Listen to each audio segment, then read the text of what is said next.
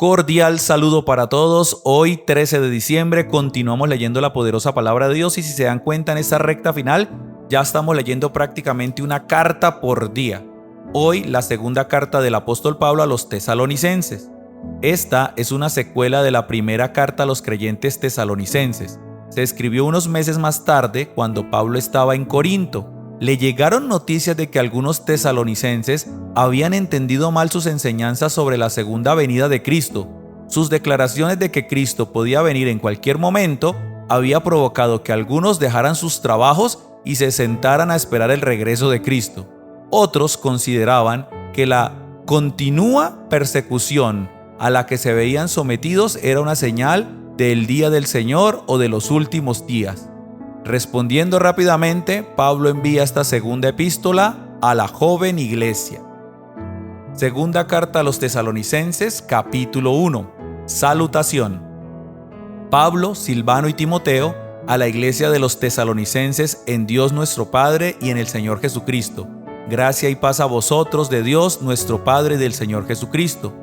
Dios juzgará a los pecadores en la venida de Cristo.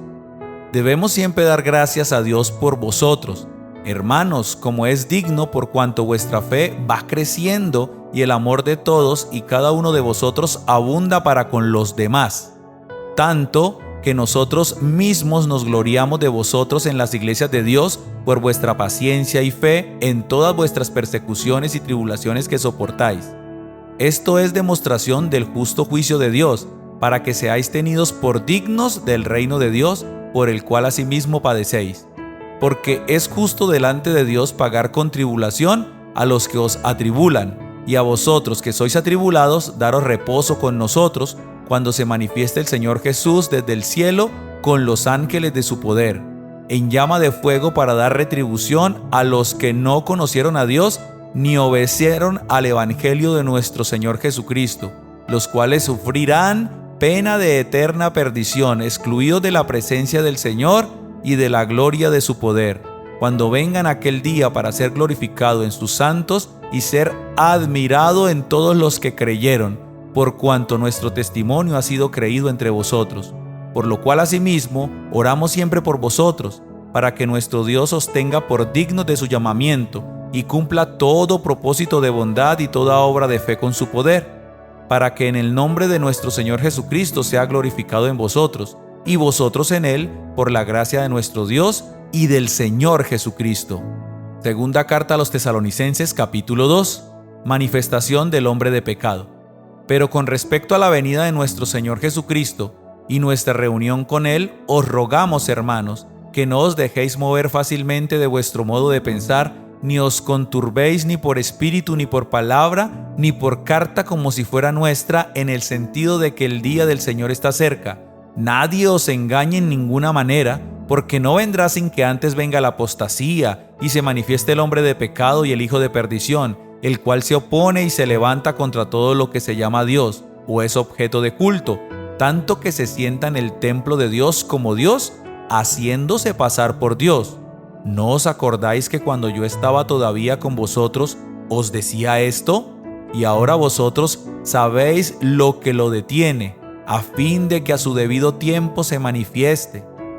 Porque ya está en acción el misterio de la iniquidad, solo que hay quien al presente lo detiene hasta que él a su vez se ha quitado de en medio. Y entonces se manifestará aquel inicuo, a quien el Señor matará con el espíritu de su boca y destruirá con el resplandor de su venida. Inicuo, cuyo advenimiento es por obra de Satanás, con gran poder y señales y prodigios mentirosos, y con todo engaño de iniquidad para los que se pierden, por cuanto no recibieron el amor de la verdad para ser salvos. Por esto Dios les envía un poder engañoso, para que crean la mentira, a fin de que sean condenados todos los que no creyeron a la verdad, sino que se complacieron en la injusticia, escogidos para salvación. Pero nosotros debemos dar siempre gracias a Dios respecto a vosotros, hermanos amados por el Señor, de que Dios os haya escogido desde el principio para salvación mediante la santificación por el Espíritu y la fe en la verdad, a lo cual os llamó mediante nuestro Evangelio para alcanzar la gloria de nuestro Señor Jesucristo. Así que, hermanos, estad firmes, y retened la doctrina que habéis aprendido, sea por palabra o por carta nuestra.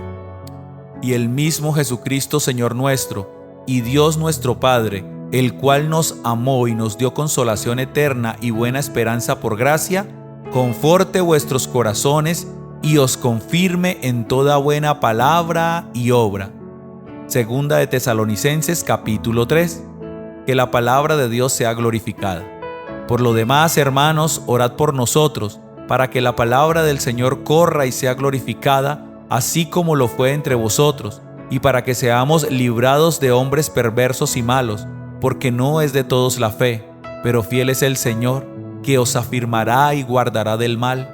Y tenemos confianza respecto a vosotros en el Señor, en que hacéis y haréis lo que os hemos mandado, y el Señor encamine vuestros corazones al amor de Dios y a la paciencia de Cristo, el deber de trabajar. Pero os ordenamos, hermanos, en el nombre de nuestro Señor Jesucristo, que os apartéis de todo hermano que ande desordenadamente y no según la enseñanza que recibisteis de nosotros, porque vosotros mismos sabéis de qué manera debéis imitarnos, pues nosotros no anduvimos desordenadamente entre vosotros, ni comimos de balde el pan de nadie, sino que trabajamos con afán y fatiga día y noche para no ser gravosos a ninguno de vosotros, no porque no tuviésemos derecho, sino por daros nosotros mismos un ejemplo para que nos imitaseis. Porque también cuando estábamos con vosotros os ordenábamos esto: si alguno no quiere trabajar, tampoco coma, porque oímos que algunos de entre vosotros andan desordenadamente, no trabajando en nada, sino entremetiéndose en lo ajeno. A los tales mandamos y exhortamos por nuestro Señor Jesucristo, que trabajando sosegadamente coman su propio pan. Y vosotros, hermanos, no os canséis de hacer bien. Si alguno no obedece a lo que decimos por medio de esta carta, a ese señaladlo, y no os juntéis con él para que se avergüence, mas no lo tengáis por enemigo, sino amonestadle como a hermano. Bendición final. Y el mismo Señor de paz os dé siempre paz en toda manera. El Señor sea con todos vosotros. La salutación es de mi propia mano, de Pablo, que es el signo de toda carta mía. Así escribo. La gracia de nuestro Señor Jesucristo sea con todos vosotros. Amén. Amén. Que tengas un feliz y bendecido día.